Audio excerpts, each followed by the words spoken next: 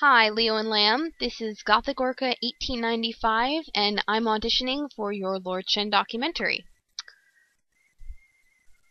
My impressions on Lord Shen before I first saw the movie, well, I had a friend, an online friend, who had seen the movie way before I did, and was posting all these pictures of him, and had a little fan fiction going on that I was reading even though I didn't really get it yet.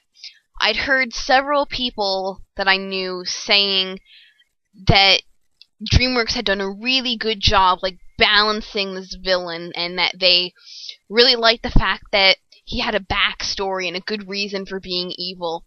So I was expecting a lot of him when I first went to see the movie, but honestly, when I initially saw it, I was a little bit let down.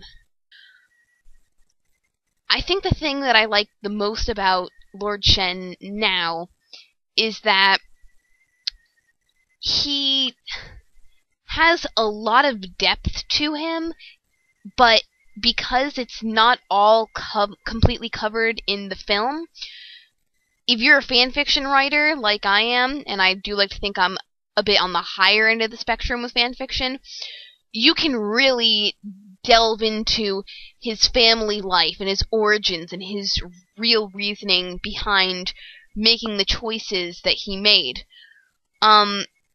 It gives you a lot of freedom, but as long as you just rein yourself in, you still have this really complex, really interesting character to come back to. What kind of emotional connections did I make to Lord Shen? Well, when I first saw the movie the first time, because I saw it 3 times before it went out of theaters, I kept expecting that I was going to see all this great balance that everyone was talking about, but I really wasn't seeing that. But then, the second time that I saw the movie, when I had started, getting more into what other fans were doing, and by that time I was a lot more interested in Lord Shen as a character, I almost felt sort of like affinity to him.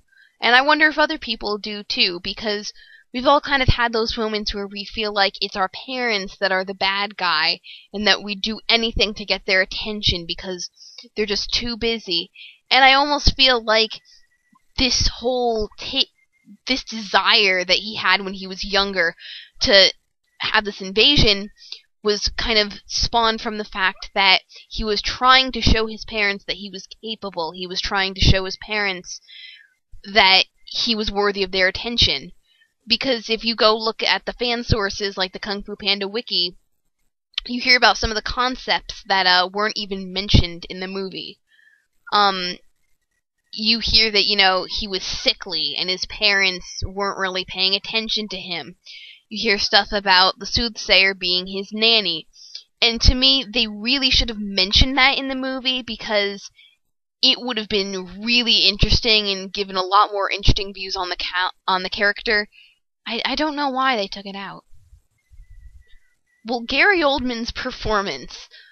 First of all, I think it's kind of funny that DreamWorks keeps picking British actors for the villains in these films. I just wonder what that says about DreamWorks, that they think the British people are always the villains.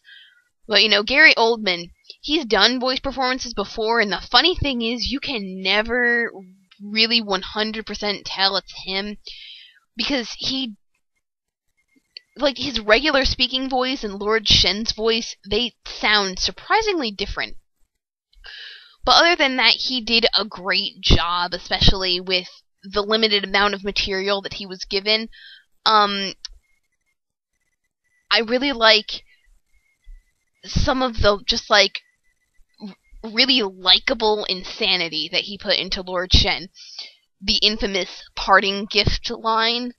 If you look into Shen's eyes while he's saying that parting gift line, you can kind of tell that he's completely nuts. But the way that Gary Oldman says it, it's just so enjoyable. And I think it kind of takes talent to take someone who's psychotic and make their psychoticness really enjoyable and actually pretty funny to a degree. My favorite scene featuring Shen, oh, that's a really hard question.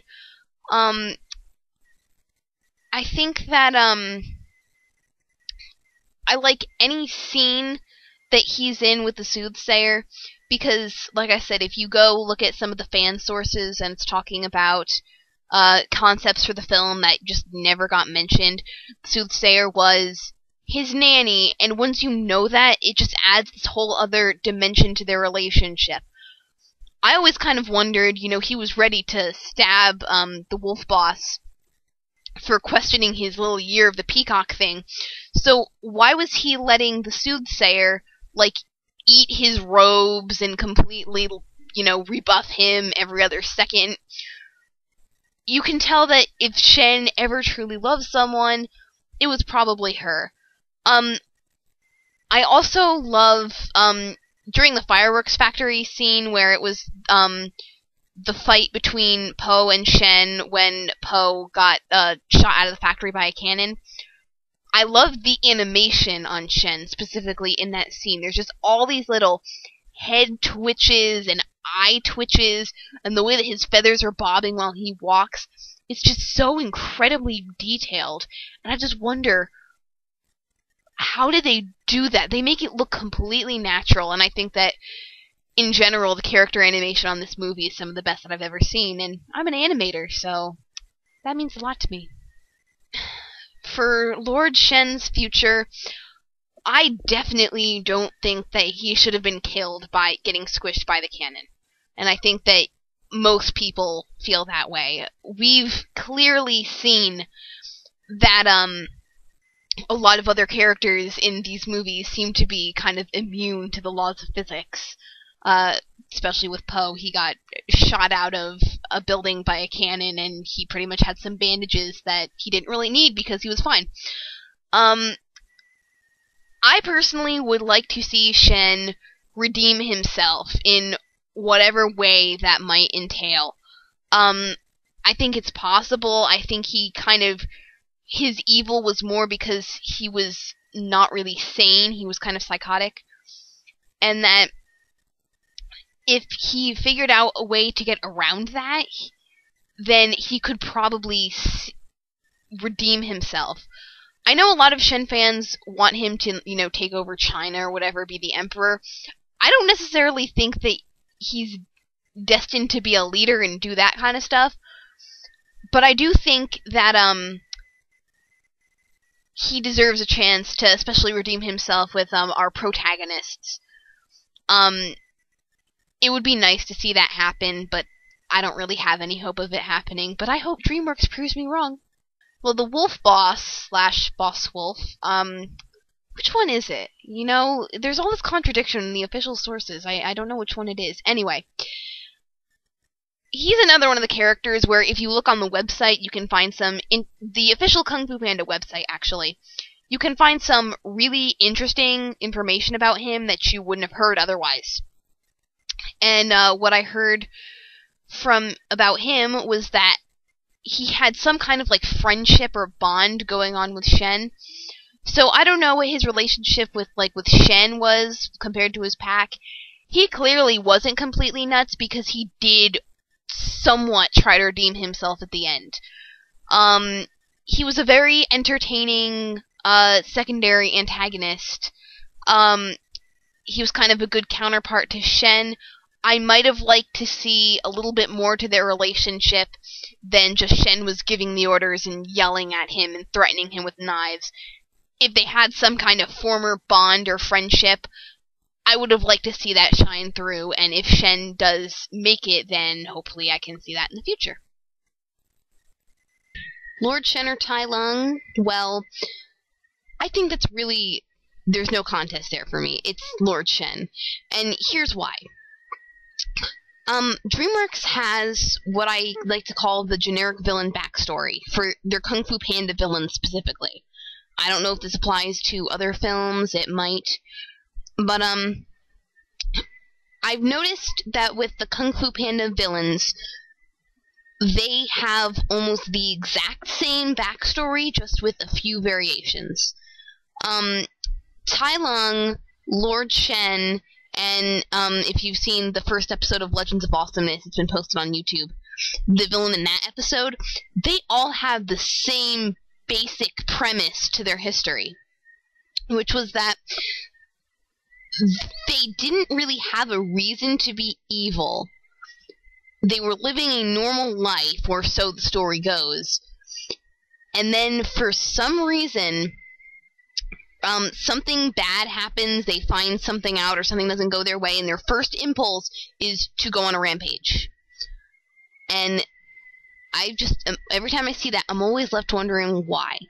Well, the reason why I like Shen better than Tai Lung is because with Shen, you can argue that all of these things that the fans have kind of figured out on their own, all these elements that were abandoned concepts for his backstory or things that just they never came up, you can argue that he had more of a basis for doing that than Tai Lung did.